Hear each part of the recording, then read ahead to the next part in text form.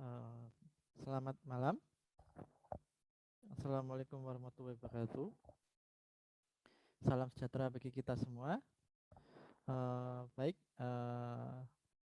saya ucapkan selamat bertemu lagi dengan saya ya dalam mata kuliah pengantar ilmu politik ya. Nanti mungkin sekitar 1 jam saya akan menyampaikan materi secara online ya. Jadi ini materi kedua. Yang kemarin materi pertama itu terkait dengan ideologi. Sekarang kita bahas sekilas tentang politik luar negeri dan politik dalam negeri. Ya. Jadi nanti saya sampaikan, jika ada yang mau ditanyakan bisa menghubungi saya via nomor handphone dan sebagainya. Kalau saya nggak repot, nanti saya tanggapi ya. Oke, langsung saja saya share screen dulu. Ini materinya. Oke, coba saya full screen. Baik, jadi sekarang kita bahas tentang politik dalam negeri dan politik luar negeri ya.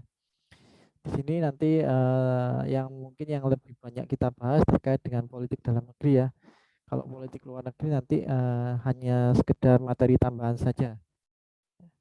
Jadi oke, lanjut dulu lah. Karena ini materinya online via YouTube, jadi saya harus selalu menyampaikan daftar riwayat hidup saya ya sebagai dosen.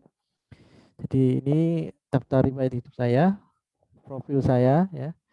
Jadi saya Dr. Edi Hidayat, SEMMP ya, umur 34 tahun, menamatkan pendidikan di S1 UPN Veteran, Fakultas Ekonomi, S2-nya di Politik UI, FISIP ya, S3 juga di S2 tadi pemerintahan, S3 juga di Erlangga ya, juga ngambil pemerintahan. Nah ini sekilas mungkin nanti Anda bisa baca. Ini track record karir profesional saya. Ya, di sini Anda bisa lihat di sini. Oke, jadi nanti kita bahas materi tentang politik dalam negeri dulu. Baik, ini sekedar sekilas info saja bagi Anda mahasiswa siapapun, baik mahasiswa UPN atau mahasiswa perguruan tinggi lain yang mengakses video ini ya. Nah, ini sistematika teori materinya ya. Jadi nanti yang saya bahas pertama terkait dengan desentralisasi ya di era baru ya, terkait dengan penataan daerah, terutama setelah reformasi ya. Apa yang muncul di kebijakan penataan daerah atau kebijakan otonomi daerah nanti. Nah ini ya. Terus juga yang kedua terkait dengan pasang surut otonomi dalam negeri atau yang disebut sebagai otonomi ya. Jadi otonomi daerah itu terbagi menjadi dua. Yang pertama otonomi daerah. Maksudnya saya kebijakan itu otonomi itu terbagi menjadi dua. Yang pertama kebijakan otonomi daerah dan otonomi khusus. Nanti saya jelaskan.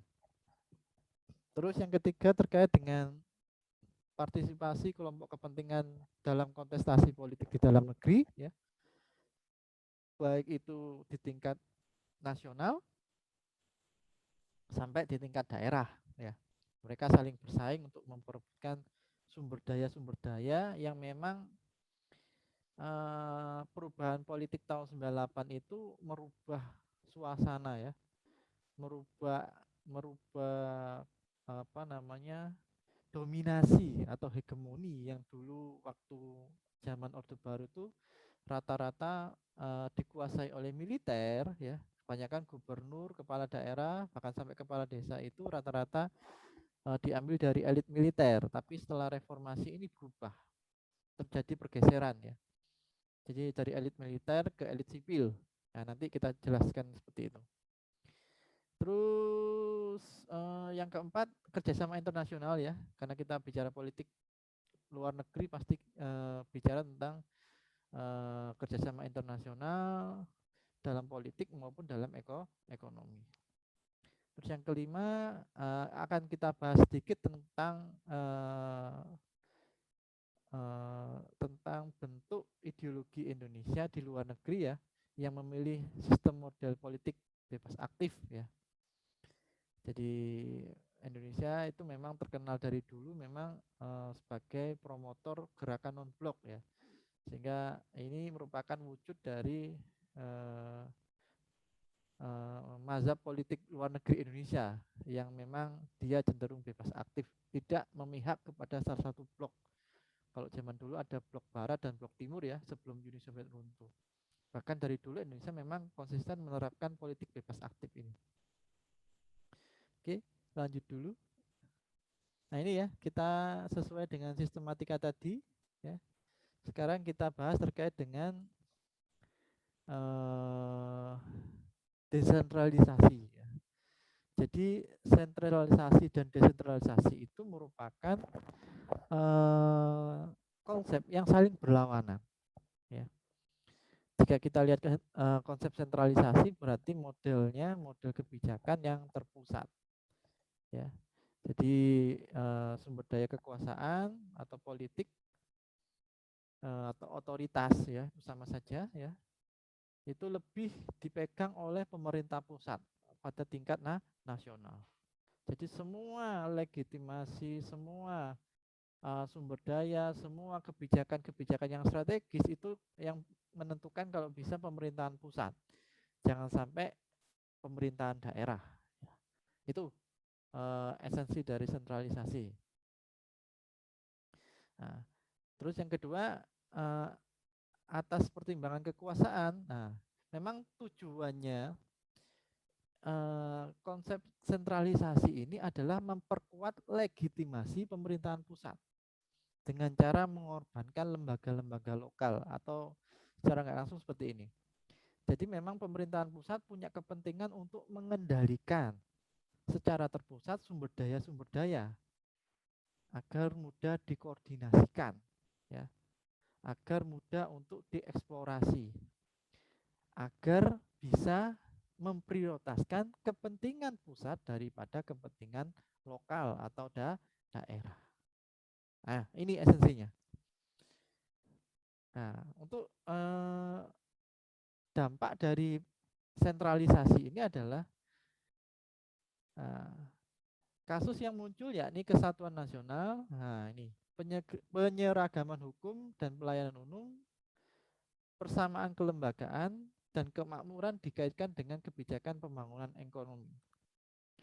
Jadi memang esensinya adalah karena sentralisasi semua kebijakan terpusat, maka kebijakan ini cenderung akan membuat seragam tanpa memperhatikan kearifan lokal yang ada di daerah, terutama untuk suatu kebijakan yang strategis. Ya. Jadi kayak gini ya.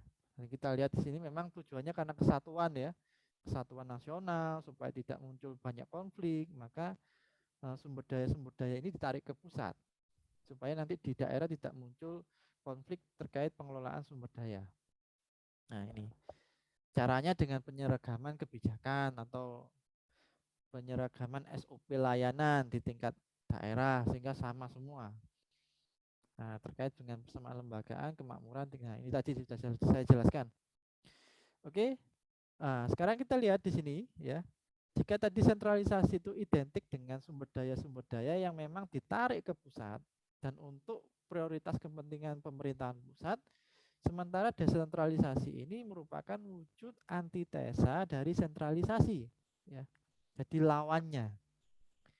Jadi di sini ada perluasan otonomi lokal ya, pembagian kekuasaan dan tanggung jawab dari pemerintahan pusat. Jadi esensi dari desentralisasi itu adalah pihak daerah itu meminta pembagian hak wewenang atau otoritas terkait dengan kebijakan atau terkait dengan sumber daya yang strategis. Jadi memang dia minta supaya kekuasaan ini didelegasikan ke daerah, jangan hanya dihegemoni atau dikooptasi oleh pemerintahan pusat. Sedangkan daerah hanya sebagai penonton ketika pemerintahan pusat mengeksploitasi atau membuat suatu kebijakan di tingkat daerah. Maksudnya mengeksploitasi adalah sumber daya di daerah, baik itu tambang, ya, baik itu untuk perkebunan dan sebagainya. Mereka hanya menonton saja, tapi semua resource itu diambil oleh pemerintahan pusat. Misalnya kita tahu kasus yang paling kelihatan adalah terkait dengan Freeport. Jadi Papua hanya melihat saja, tapi uangnya mengalir ke Jakarta pada waktu zaman Orde Baru, sehingga otomatis pembangunan di Papua sangat tertinggal. Kenapa? Karena Papua hanya dijadikan sebagai objek industri, ya, tanpa harus mewujudkan visi untuk pemerataan ekonomi. Ini yang kemarin yang sekarang jadi problem juga di Papua. Nah, dengan adanya desentralisasi, maka kasus yang muncul ya dampaknya adalah partisipasi warga semakin meningkat misalnya. Karena dulu kan kita lihat bahwa zaman Orde Baru itu yang memilih bupati, yang memilih gubernur itu adalah DPR, DPRD, walaupun secara nggak langsung yang milih adalah Soeharto. Ya, kalau DPRD sudah milih tapi presiden nggak setuju, apakah bisa? Nggak bisa. Tetap otoritas penuh ada di tangan Presiden Soeharto. Sehingga otomatis masyarakat di tingkat daerah tidak punya hak untuk menentukan siapa yang layak menjadi bupati, wali kota maupun gubernur, karena semua ini ditarik. Hak spesial ini ditarik ke pusat. Beda dengan sistem pilkada langsung, maka ketika pilkada langsung masyarakat berhak untuk menentukan pemimpin di tingkat lokal. Nah ini jadi partisipasi warga meningkat. Terus ini karena memang salah satu dampak dari desentralisasi ini adalah kepekaan pemerintah lokal atas tuntutan warga, legitimasi pemerintah dan kebebasan warga. Maksudnya legitimasi adalah legitimasi tidak hanya di tingkat pusat tapi di tingkat daerah. Sebagai pemimpin yang dipilih oleh rakyat, maka otomatis bupati, wali kota dan gubernur itu cenderung lebih kuat legitimasi politiknya daripada mereka hanya di-drop dari pemerintahan pusat. Sehingga mereka tidak gampang dicopot ketika membela hak warga daerah. Tapi mereka merasa bahwa saya ini hadir, saya ini jadi bupati wali kota karena suara rakyat. Sehingga saya berhak untuk mewakili aspirasi rakyat. Itu esensinya. Sehingga legitimasinya semakin kuat, tidak hanya di tingkat pusat saja. Ya. Dan tuntutan warga itu, ya aspirasi warga bisa diperjuangkan baik di tingkat daerah maupun di tingkat pusat. Oke, jadi itu ya esensinya terkait dengan perbedaan sentralisasi dan sentralisasi dalam konteks penataan politik dalam negeri atau penataan daerah. Nah ini ya, desentralisasi dan otonomi daerah ini memang terjadi pada awal tahun 99 atau terkait dengan setelah Soeharto jatuh. Oke, nah ini ya. Tadi saya sudah singgung sejenak tadi ya. Jadi kalau kita bicara konsep politik penataan daerah dalam negeri ya, ada dua model desentralisasi ya. Yang pertama otonomi daerah atau ODA. Ini yang disebut dengan simetris. Simetris itu memang sengaja bentuknya beraturan ya. Nah, otonomi daerah itu memang untuk daerah yang memang bagian dari, maksudnya daerah yang tidak terlalu spesial kayak gitu ya. Kayak misalnya Jawa Timur, Jawa Barat gitu kan, tidak ada sesuatu yang spesial karena Jawa Barat dan sebagainya, kecuali kalau Jakarta ya, Jakarta karena ibu kota, terus juga DIY ya, daerah istimewa Yogyakarta itu kan memang bentuknya daerah istimewa. Jadi kalau Jakarta dan Yogyakarta itu bukan ODA tapi otonomi khusus atau otsus ya, asimetris karena dia ada sesuatu yang spesial, yang khusus, yang unik ya. Sehingga pemerintah bukan mengimplementasikan kebijakan otonomi daerah yang cenderung umum tapi yang lebih khusus atau otsus. Nah, ini ya. Jadi yang sifatnya ODA atau otonomi daerah ya, kebijakan ini terkait dengan devolusi ya tadi ya, delegasi kekuasaan ya, terus juga tugas pembantuan, privatisasi, dekonsentrasi. Maksudnya dekonsentrasi adalah memang sumber daya yang ada di pusat, yang selama ini dinikmati oleh pusat itu kalau bisa tidak hanya terpusat tidak hanya dinikmati oleh pemerintahan pusat, tapi juga kalau bisa ditransfer ke pemerintahan daerah. Sama juga tadi ya, yang sifatnya pemerintah daerah, jika memang ada sumber daya, ada sumber bisnis yang sangat menguntungkan untuk menambah pendapatan asli daerah, maka pemerintah daerah bisa mengelola sendiri atau sistemnya privatisasi. Jadi tidak selalu dimonopoli oleh pemerintahan pusat. Daerah juga bisa berhak untuk mendirikan BUMD, Badan Usaha Milik Daerah. Dan tidak hanya semua dikuasai oleh BUMN atau Badan Usaha Milik Negara. Bahkan di tingkat desa sekarang ada BUMDes, Badan Usaha Milik Desa. Nah ini merupakan wujud implementasi dari otonomi daerah, sehingga semakin mikro kekuasaan maka semakin bisa mengembangkan daerahnya masing-masing, ya, melalui badan usaha yang menunggung yang tujuannya untuk meningkatkan pendapatan asli daerah atau pendapatan asli desa. Itu ya. Terus yang asimetris ini memang punya karakter yang khusus ya. Misalnya special territory atau daerah-daerah yang memang berbatasan dengan luar negeri. Misalnya kalau kita bicara perbatasan darat itu kan ada Malaysia, maksudnya perbatasan Indonesia dengan negara lain di darat itu ada 3 negara kalau saya nggak salah ya. Yang pertama ada Malaysia, yang kedua ada Papua, yang ketiga adalah NTT. Ya, yang kalau Kalimantan, Provinsi Kalimantan Utara, Kalimantan Timur itu langsung berbatasan dengan Malaysia. Ya, Provinsi NTT itu berbatasan langsung dengan Timur-Timur atau Timur Leste. Timur-Timur kan dulu waktu provinsi. Terus Provinsi Papua itu berbatasan langsung dengan Papua Nugini. Jadi untuk daerah-daerah yang strategis yang memang dia itu berbatasan langsung dengan negara lain atau provinsi yang strategis, maka dia berhak untuk mendapatkan otonomi khusus ya. Karena ini adalah benteng pertahanan negara jika diserang jika konfrontasi dengan negara lain misalnya.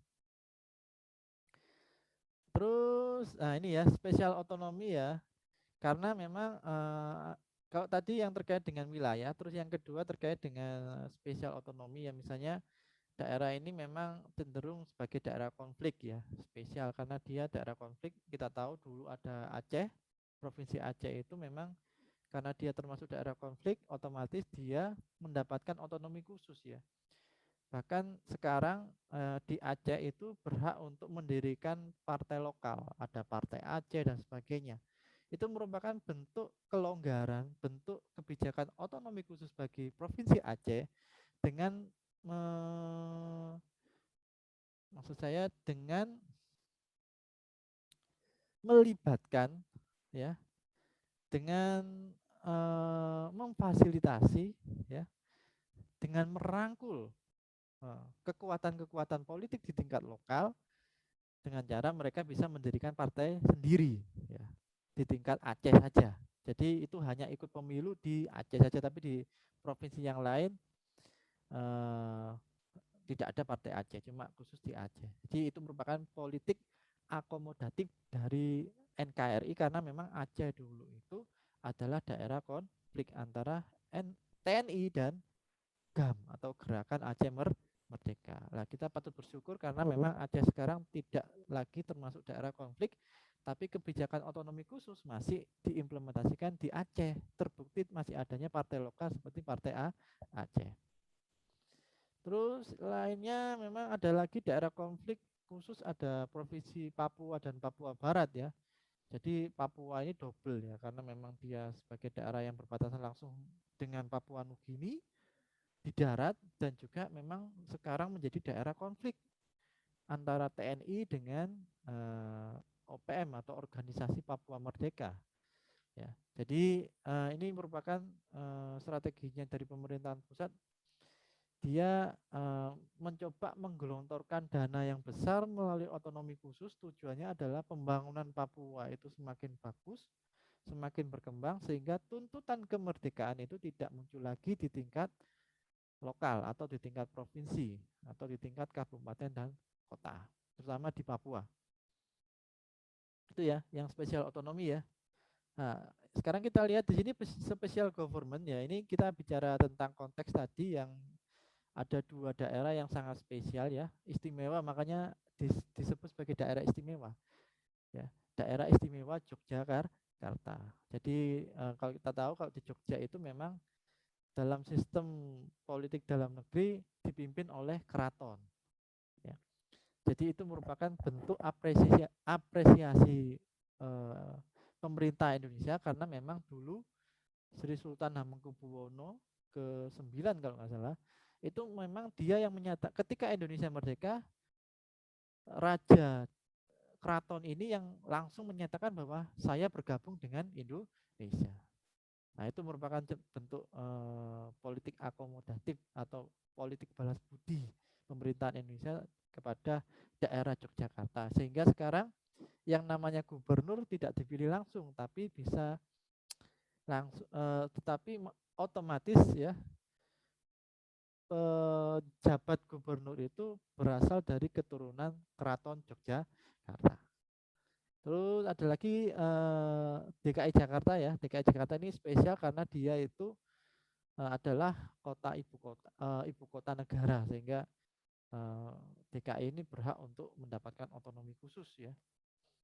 Tapi ya kita lihat bahwa memang walaupun Jakarta ini selalu dapat dana yang besar ya, tapi sekarang masih kota yang sangat penuh ya, sangat crowded ya. Walaupun pembangunan jalan terus, tapi juga bencana juga jalan terus, misalnya banjir dan sebagainya. Ya memang karena apa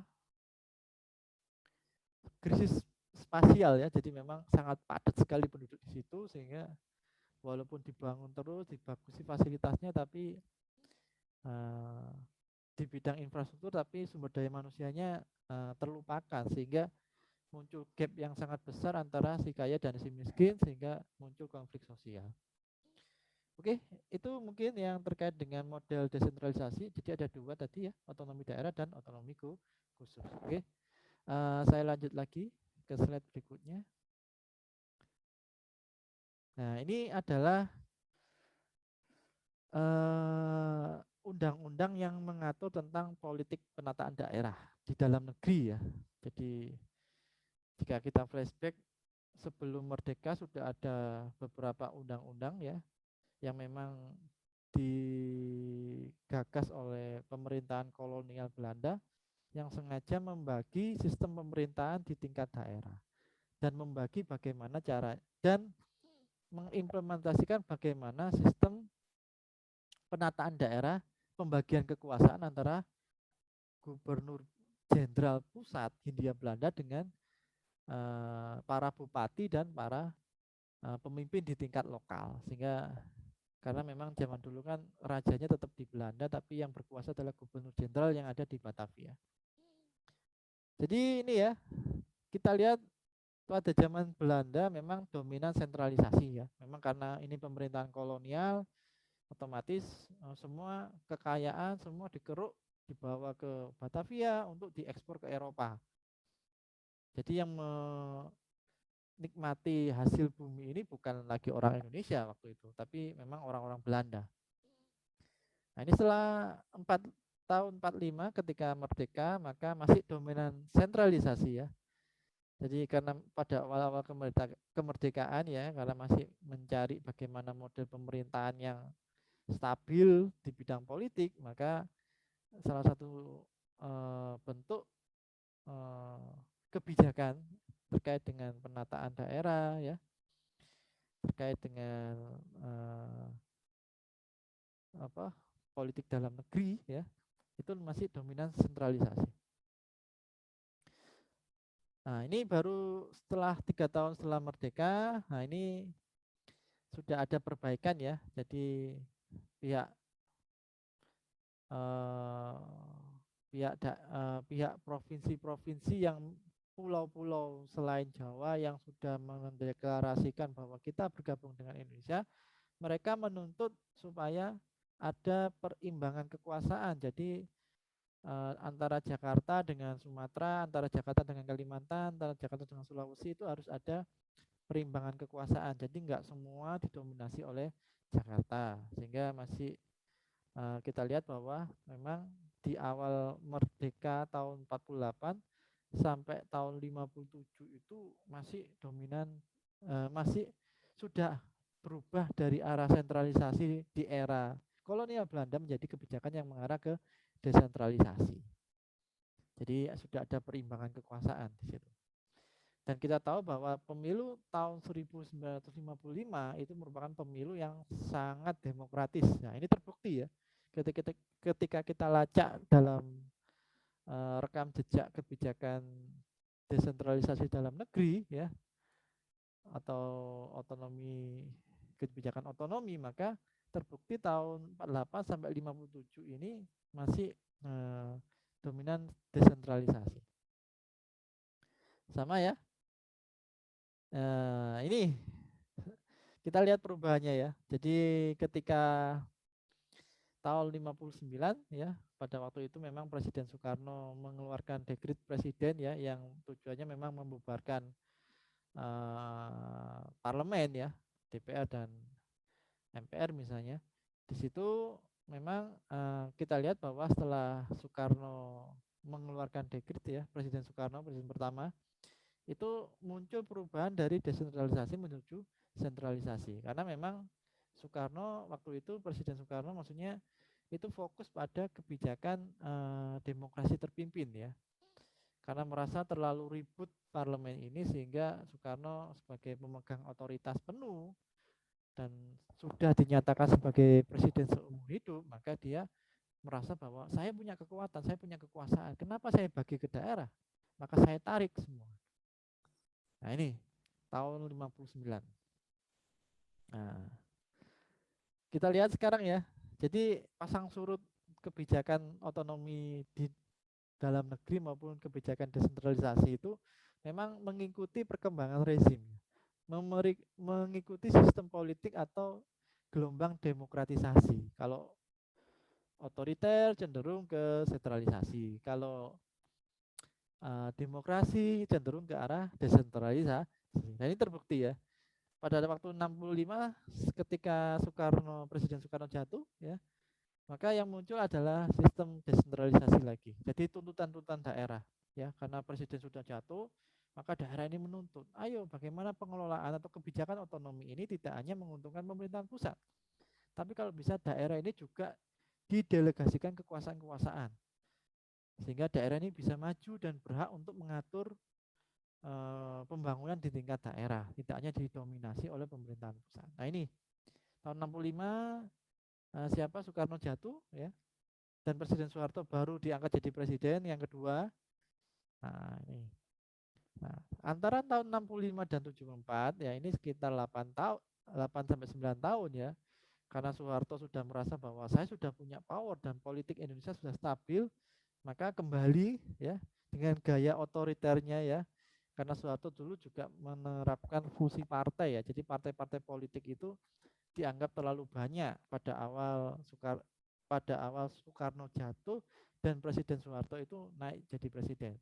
Sehingga ketika ada fusi partai, maka partai dari 10 digabungkan menjadi 3, PDI, Golkar, dan P3.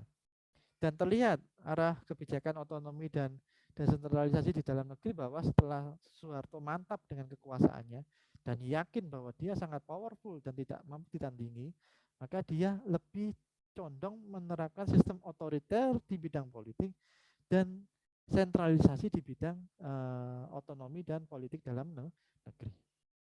Jadi semua kalau bisa dikelola oleh pemerintah pusat dan untuk memperkuat legitimasi pemerintahan pusat. Jadi itu ya tahun 74 ya. Terus di sini kita lihat bahwa setelah Soeharto jatuh tahun 1999 ya, itu berubah lagi ya. Jadi karena politik otoriternya Orde Baru sudah runtuh, maka ketika itu tuntutan tokoh-tokoh elit lokal ini kembali menuntut ke eranya Habibie bahwa jangan pakai undang-undang ini, pakai undang-undang yang lain yang lebih bisa mengakomodasi kepentingan daerah, tidak hanya menomorsatukan kepentingan pusat. Nah, ini undang-undang yang kita lihat di sini ya, nomor 22 tahun 99 ini. Jadi ini cenderung ke arah desentralisasi dan selanjutnya juga sama ya. Di Undang-Undang Nomor 32 2004 dan Undang-Undang Nomor 23 2014 ini semua merupakan produk kebijakan yang lebih mengarah kepada politik desentralisasi atau lebih mengarah kepada perluasan kebijakan otonomi daerah. Ya, tidak hanya di tingkat pusat, tapi kekuasaan bisa ditransfer ke tingkat daerah. Oke, jadi ini perjalanan pasang surutnya kebijakan otonomi daerah yang ada di Indonesia melalui pertama Undang-Undang 145, Undang-Undang 22 tahun 1948 ini tadi sama ya. Yang Undang-Undang nomor 1 1945 ini sentralisasi, Undang-Undang 22 tahun 1948 ini dominan desentralisasi, Undang-Undang 1 tahun 57 dominan desentralisasi. Dan ini ya, ada dekret presiden ya. Terus juga ada Undang-Undang nomor 18 tahun 65 dominan desentralisasi dan Undang-Undang nomor 5 tahun 74 dominan desentralisasi tadi saya jelaskan. Oke, mungkin Anda bisa baca sendiri nanti. Jadi ini merupakan rekam jejak kebijakan otonomi daerah yang ada di Indonesia. Oke, lanjut dulu. Oke ya, untuk lebih jelas di sini saya akan share ya bagaimana kebijakan otonomi daerah itu benar-benar luar biasa. Nah, ini Anda bisa lihat di sini. Ya, jadi politik dalam negeri terkait dengan penataan daerah ya. Kita lihat perbandingannya sebelum desentralisasi dan sesudah desentralisasi. Jadi ini peningkatannya luar biasa ini. Kita lihat datanya ya. Pada waktu masih Orde Baru masih ada 26 provinsi. Ya. Loh, Pak, kok enggak 27, Pak? Ya karena ini sebenarnya 27 ya, tapi karena pada waktu 98 itu Timur-Timur sudah lepas dari Indonesia. Jadi datanya di sini cuma 26. Tapi kalau Timur-Timur enggak jadi lepas ya tetap 27. Ya. Jadi ada 26 provinsi sebelum reformasi itu, dan sesudah reformasi itu 26 meningkat menjadi 34 provinsi. Berarti ada penambahan 8 provinsi atau 30%. Ya, sesudah reformasi. Kita lihat lagi di kabupaten. Pada saat masih era Orde Baru itu ada 234 kabupaten ya. Nah, sedangkan setelah Orde Baru runtuh atau memasuki masa reformasi ya, tepatnya setelah tahun 99 meningkat menjadi 415 kabupaten. Atau kita lihat datanya ada 178 kabupaten baru atau meningkat sekitar 76%. Wah, ini luar biasa ini. Makin banyak pemekaran daerah ya. Jadi tadi provinsi dimekarkan menjadi provinsi baru, mekar totalnya 8, sedangkan kabupaten itu muncul 178 kabupaten baru terkait dengan pemekaran daerah. Nah, kita lihat kota sekarang ya. Pada waktu sebelum, maksudnya pada waktu masa Orde Baru cuma ada 59 kota ya, maaf ya. Sedangkan setelah reformasi sudah ada 93 kota atau pertumbuhannya atau penambahannya ada 34 kota baru ya, atau sekitar 57,6% persentasenya. Wah, ini banyak sekali ini rata-rata persentase. Dan juga ada kecamatan, kelurahan, dan desa. Desa ini juga sama ya. Ada 59.834 sebelum saat Orde Baru. Setelah Orde Baru runtuh dan muncul era reformasi ada 72.994 desa atau penambahannya sekitar 13.110 desa. Nah, kalau Anda lihat data ini luar biasa penambahannya. Nah, ini kenapa kok marak pemekaran daerah itu? Jadi kalau kita lihat itu dalam politik luar negeri ya, justru di luar negeri itu eranya adalah merger antara daerah satu dengan daerah yang lain supaya pemerintahan lebih efisien dan efektif. Nah, beda lagi dengan konteks di Indonesia ini malah melawan arus, melawan mainstream ya. Jadi rata-rata daerah di luar negeri itu digabungkan, tapi di Indonesia justru dimekarkan. Kita lihat persentasenya banyak sekali. Oke, balik lagi ke slide yang tadi ya. Slide awal tadi politik dalam negeri. Ini ya. Jadi ini ya, kenapa sih kok muncul pemekaran-pemekaran yang banyak sekali di Indonesia tadi ya.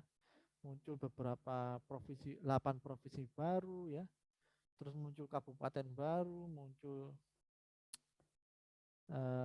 apa tadi? Kota baru dan sebagainya. Nah, itu merupakan peran dari elit atau aktor-aktor politik di tingkat daerah. Ya. Kita tahu saat Orde Baru itu rata-rata elit atau aktor atau pemimpin di tingkat daerah itu memang sengaja di-drop oleh pusat, ditunjuk oleh pusat. Nah, ketika reformasi muncul, otomatis yang menentukan siapa yang menjadi pemimpin itu adalah warga masyarakat melalui mekanisme pemilihan kepala daerah secara langsung. Nah, peluang ini dibidik oleh elit-elit dan aktor politik di tingkat daerah. Sehingga semakin banyak kabupaten, semakin banyak provinsi, semakin banyak kota baru, maka otomatis muncul jabatan-jabatan baru, muncul bupati baru, muncul gubernur baru, dan muncul pegawai-pegawai yang pegawai negeri atau SKPD ya, Satuan Kerja Perangkat Dinas yang baru. Dan ini merupakan sumber daya yang sangat luar biasa. Ya, jadi mereka lebih senang kalau ini dipecah-pecah nggak apa-apa. Yang penting kita bisa mencalonkan menjadi bupati dan sebagainya. Semakin banyak kabupaten, kota, maka peluang untuk menjadi bupati semakin besar. Ya. Jadi ketika mereka berkontestasi kalah, ya coba ada pemekaran, nah, muncul kabupaten baru, mereka coba lagi, ya siapa tahu menang. Nah itu. Jadi elit-elit ini mencoba untuk memainkan peran lebih di tingkat lokal. Nah, kenapa elit-elit politik ini terlibat? Karena mereka memang sengaja sebagai salah satu pemeran utama dalam kontestasi politik ya. Kita lihat memang ini ada teori partisipasi politik ya dari Milbert dan Gould dan David Roth dan Frank Wilson ya. Jadi ibaratnya para aktor ya pelaku utama baik itu presiden, anggota DPR dan sebagainya mereka itu ada di puncak piramida atau kalau menurut Milbert dan Gould itu disebut sebagai gladiator atau menurut Roth dan Wilson itu disebut sebagai aktivis. Nah, ini karena mereka adalah pejabat-pejabat publik. Nah, sedangkan yang lain ya, yang lainnya adalah di bawahnya ya. Nah, kader-kader partai itu bisa masuk spektator ya. Rakyat juga bisa masuk spektator atau apotetik di sini.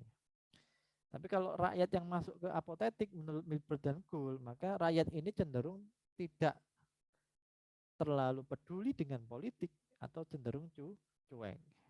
Ya. Apa Pak Endi contohnya? Misalnya Anda wawancara tukang beca.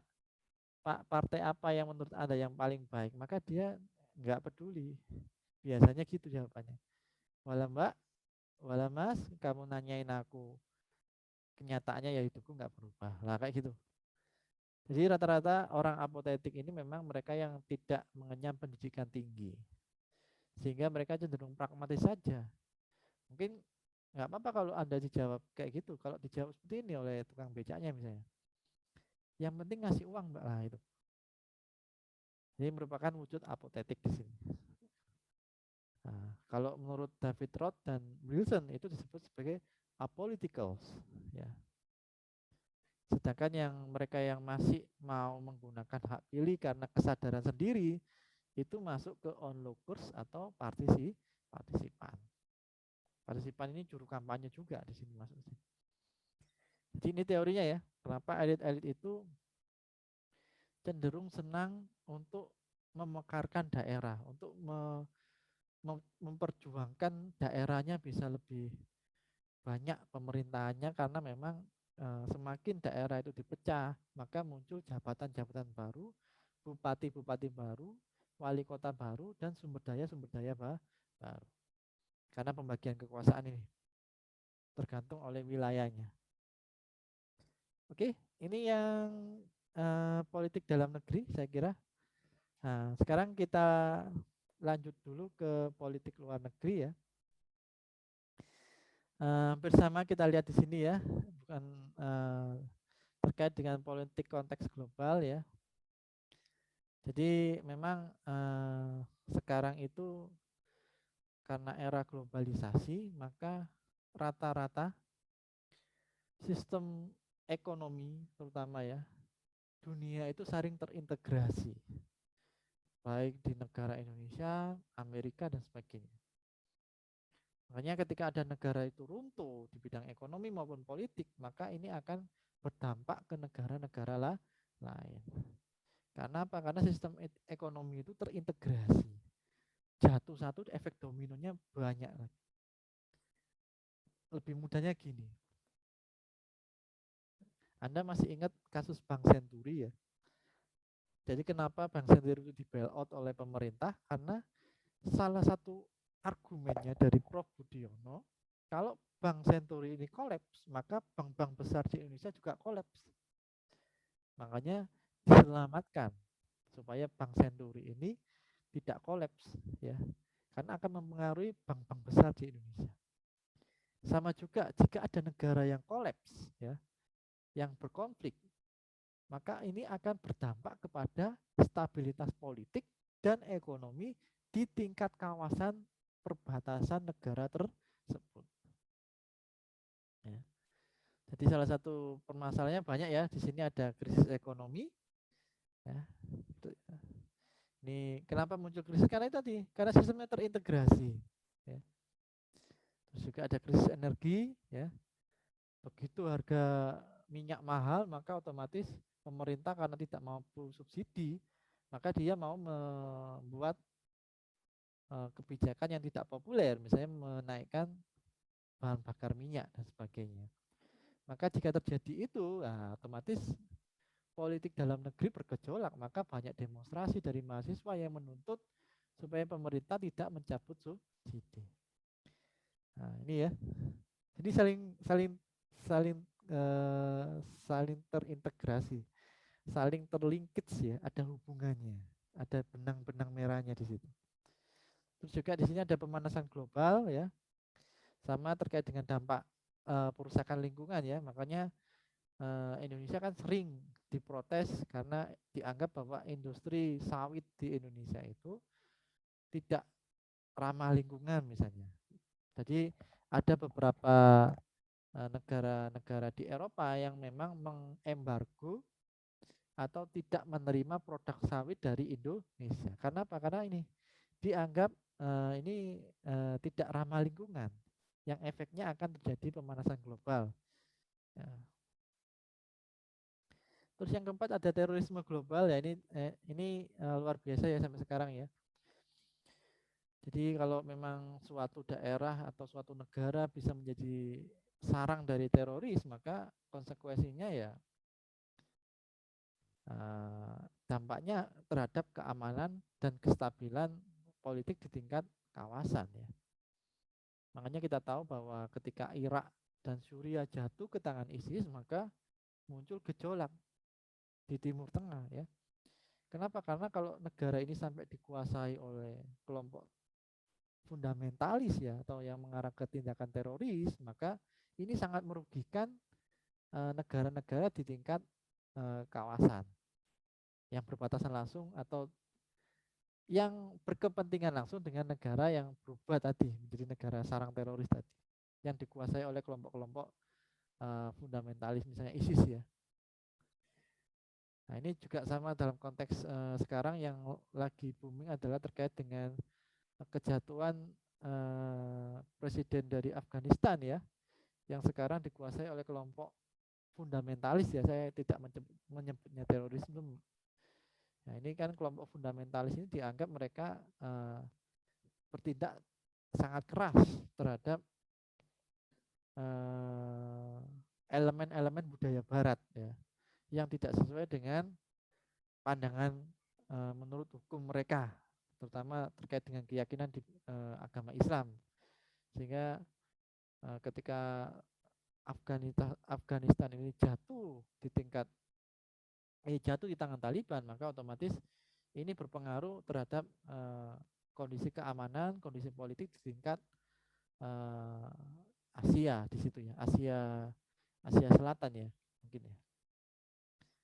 Nah, terus juga ada konflik regional ya. Ini konflik regional ini jika terjadi konflik perbatasan antara negara satu dengan negara yang lain, misalnya Indonesia dengan Malaysia dan sebagainya. Makanya ini sangat dihindari ya, supaya tidak ada konflik antar negara. Yang terakhir terkait dengan senjata nuklir ya, ini senjata yang paling berbahaya sekarang ya, yang mengancam. Jadi memang ini merupakan salah satu potensi ya, yang bisa mengancam kestabilan kawasan. Bahkan kalau nuklir ini nggak hanya kawasan ya, tapi mengancam kestabilan dunia kalau sampai senjata nuklir ini digunakan untuk berperang. Nah, kita lanjut ke undang-undang yang memang mengatur bagaimana kerjasama internasional bagi pemerintahan Republik Indonesia. Nah, jadi kita kalau dulu masih ingat ya, Undang-Undang Dasar 1945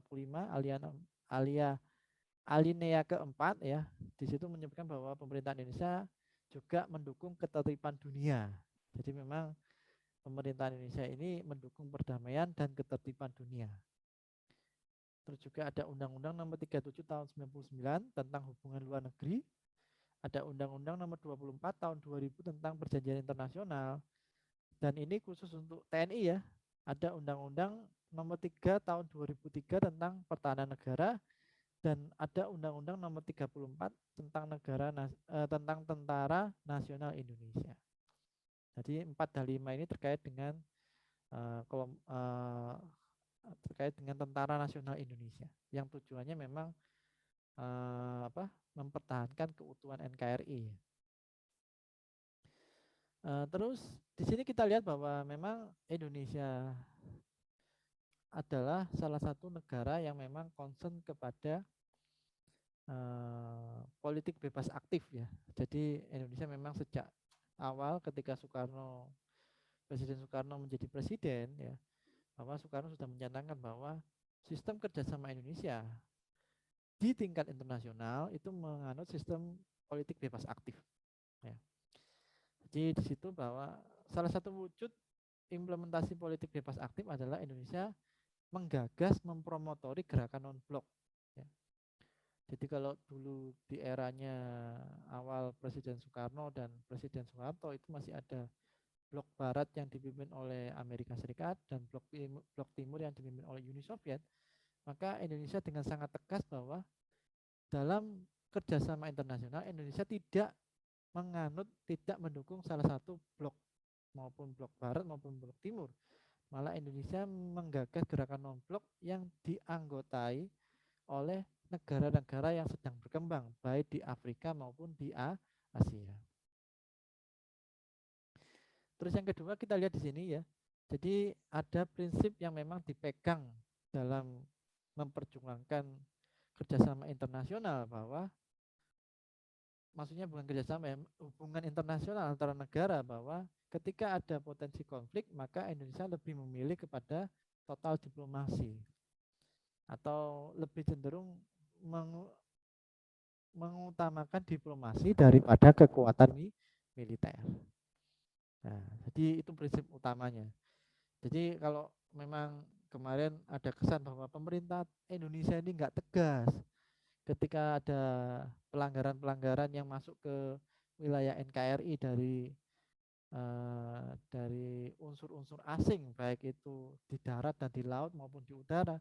Karena memang kalau kita lihat di sini memang prinsip utama Indonesia adalah total diplomasi atau lebih mengutamakan tindakan diplomasi daripada tindakan militer. Tapi bukan berarti kita nggak punya kekuatan militer, kita punya. Cuma ini merupakan haluan dalam menjaga hubungan internasional dengan negara lain. Nah, hubungan luar negeri dengan negara lain bisa dilihat bahwa ada dua model ya. Yang pertama bilateral, jika ini melibatkan hanya dua negara, maupun multilateral jika melibatkan banyak negara. Misalnya kalau ini kerjasama Indonesia dengan Amerika kemarin yang Garuda Shield itu ya, yang kerjasama di bidang pertahanan, maksudnya bukan kerjasama ya, latihan militer ya, latihan militer antara TNI dengan prajurit dari Amerika. Nah itu, jadi itu dua negara, cukup Amerika dengan Indonesia. Sedangkan kalau multilateral ini lebih ke banyak negara, seperti kita lihat bahwa di ASEAN ya. Jadi kerjasama multilateral itu lebih mengarah kepada kawasan atau banyak negara. Misalnya ASEAN tadi, jadi ASEAN memang sengaja negara-negara yang wilayahnya ada di Asia Tenggara bekerja sama dalam kerjasama multilateral dalam bentuk organisasi ASEAN. Nah, yang keempat ada hubungan luar negeri regional maupun internasional. Maksudnya ini hampir sama ya. Jadi yang regional tadi sama ya ASEAN. Kalau yang internasional itu seperti yang kita lihat bahwa ada perserikatan bangsa-bangsa di situ. Maupun kalau di tingkat internasional lagi ada kalau PBB kan di bidang politik kalau nggak salah ya kebanyakan ya. Tapi kalau di bidang ekonomi ada IMF misalnya, International Monetary Fund dan sebagainya. Ada Bank Dunia lah ini. Jadi itu institusi-institusi internasional yang memang sengaja untuk yang sengaja ada ya dibuat yang tujuannya adalah untuk sebagai lembaga pengatur di tingkat internasional maupun lembaga di tingkat lembaga di bidang politik maupun di bidang ekonomi. Oke, lanjut dulu. Nah ini ya. Jadi memang kerjasama internasional antar negara itu memang upayanya adalah dalam tujuannya adalah untuk saling percaya atau pendekatan CBMS ya. Jadi confidence building measure. Jadi memang tujuannya adalah meningkatkan kepercayaan negara-negara yang bekerja sama, negara-negara yang dalam satu kawasan, negara-negara yang berbatasan langsung dengan negara lain. Nah, jadi kalau antar negara ini sudah terbentuk CBMS, maka upaya ini akan meminimalisir konflik antar negara. Nah, kita lihat di sini ada diplomasi, ada 3 ya. Jadi diplomasi kerjasama regional ya, misalnya ada diplomasi pertahanan ya. Jadi kerjasama internasional merupakan bagian dari pertahanan militer dengan model preventif diplomasi. Maksudnya preventif diplomasi ini adalah diplomasi yang mengedepankan pendekatan yang sifatnya non militer ya. Jadi kalau ada konflik lebih mengutamakan negosiasi atau diplomasi ya. Nah, terus di sini jelas ya bahwa tidak mengarah kepada pembentukan fakta ketahanan ya. Jadi kalau kita bicara Indonesia, memang Indonesia kemarin walaupun bekerja ada latihan militer bareng dengan Amerika ya, yang Garuda Shield itu, tapi tujuan latihan militer itu bukan dikukuhkan ya dalam bentuk fakta pertahanan, bukan. Memang hanya sebatas latihan militer saja. Ya. Beda lagi kalau nanti misalnya Malaysia, Indonesia, Australia membentuk fakta pertahanan Asiato misalnya, nggak bisa. Karena memang kita terikat dengan politik bebas aktif. Jadi kita nggak bisa membentuk fakta-fakta pertahanan seperti yang di NATO ya. Yang ada di Eropa itu ada NATO, gabungan negara-negara Eropa. Jika satu negara anggota NATO diserang oleh negara lain, maka negara-negara anggota NATO berhak untuk serentak melakukan balasan. Itu nggak ada dalam kamus Indonesia, karena Indonesia tidak terlibat dalam fakta pertahanan. Terus yang dulu misalnya waktu zamannya Uni Soviet itu ya ada Pakta Warsawa. Jadi negara-negara pendukung Soviet itu mendeklarasikan bergabung dengan Pakta Pertahanan Warsawa, sehingga ketika ada negara satu yang diserang oleh negara lain yang bukan anggota Pakta Warsawa, maka otomatis seluruh anggota Pakta Warsawa ini berhak untuk melakukan serangan balik. Nah, itu nggak ada dalam kamus Indonesia. Nah, ini ya. Jadi bukan fakta pertahanan ya, tapi lebih kepada menjaga stabilitas kawasan ya. Jadi kalau kita lihat bahwa salah satu wilayah yang paling strategis di bidang ekonomi itu adalah perairan Selat Malaka, karena di situ ada negara-negara besar kayak Singapura ya. Singapura itu bukan negaranya, wilayahnya kecil tapi perekonomiannya tinggi ya, karena di situ pusat perdagangan. Jadi memang tujuannya adalah menjaga stabilitas atau wilayah. Karena memang kalau sampai Selat Malaka ini tidak aman, maka yang dirugikan tidak hanya Indonesia, tapi negara-negara ASEAN, bahkan negara-negara yang dari luar negeri ya. Kenapa? Kalau misalnya Selat Malaka ini dikuasai oleh kelompok-kelompok pemberontak misalnya, kelompok-kelompok radikal ya, kelompok-kelompok teroris dan sebagainya, maka otomatis kapal-kapal yang mengangkut eh, kontainer-kontainer besar yang dari Jepang, dari Amerika, dari India, dari Afrika, dari Eropa yang lewat ke Selat Malaka, maka dia tidak akan aman melewati itu. Jadi eh, kestabilan kawasan yang strategis seperti Selat Malaka ini sangat dibutuhkan ya. Kenapa? Karena kalau itu nggak aman, ada kapal datang dirampok misalnya dan sebagainya, kan ini menunjukkan bahwa ada problem keamanan di situ. Nah, kerjasama di bidang pertahanan itu tujuannya adalah mengamankan wilayah, bukan membentuk blok pertahanan, bukan, tapi mengamankan wilayah misalnya Selat Malaka. Jadi kerjasama antara tentara Indonesia, Singapura, dan Malaysia misalnya. Yang tujuannya satu adalah bagaimana memperlancar lalu lintas perdagangan di Selat Malaka, sehingga lebih mendukung kestabilan kawasan. Iya, itu yang Selat Malaka. Terus yang di tingkat nasional ada eh, yang di tingkat internasional ya. Jadi Indonesia secara inisiatif memang sering mengirimkan pasukan perdamaian ya, yang dibawa bendera PBB ya, Persatuan Bangsa-Bangsa, yang memang diterjunkan ke negara-negara yang berkonflik, yang ada potensi konflik. Nah, kenapa Indonesia punya pasukan penjaga perdamaian atau pasukan yang memang sengaja bisa ditugaskan di luar negeri? Karena Indonesia concern dengan salah satu tujuan dari politik luar negeri Indonesia, yaitu ikut menjaga ketertiban dan kedamaian dunia, seperti yang termaktub dalam Undang-Undang 1945. Nah ini ya, ini di bidang eh, jadi banyak kan, bahkan anaknya Pak SBY ya, Agus Harimurti Yudhoyono itu waktu masih aktif di militer juga dikirim menjadi pasukan perdamaian dunia. Itu contoh konkretnya. Terus kita lihat diplomasi ekonomi, contohnya adalah mengadakan pameran-pameran perdagangan dan industri di negara lain. Misalnya kalau sekarang batik sudah diakui sebagai eh, produk asli Indonesia oleh UNESCO ya, dari PBB ya. Maka Indonesia bisa mengadakan, oh berarti batik itu memang barang original dari Indonesia yang bisa dipamerkan di luar negeri, sehingga orang luar negeri ini bisa mengenal batik. Nah, itu salah satu bentuk diplomasi ekonomi. Tidak hanya batik, banyak sekali produk-produk di Indonesia ya yang bisa eh, yang bisa diadakan pameran di luar negeri. Nah, ini kalian bisa cari tahu sendiri nanti. Sedangkan di diplomasi kebudayaan itu biasanya bentuknya adalah pertukaran pelajar dan mahasiswa.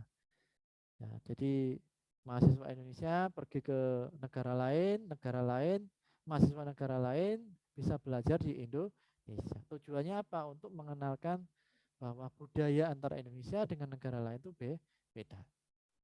Dan sektor pariwisata juga ya, karena memang ketika orang berkunjung atau berwisata ke Indonesia atau orang Indonesia berwisata ke luar negeri, maka mereka otomatis akan mempelajari budaya-budaya yang ada di atau kebiasaan-kebiasaan yang ada di luar negeri maupun yang ada di Indonesia. Oke, lanjut ke slide. Nah, ini Ini hanya contoh saja ya bagaimana kerjasama internasional ya, politik luar negeri itu supaya lebih berhasil, terutama terkait dengan diplomasi ya.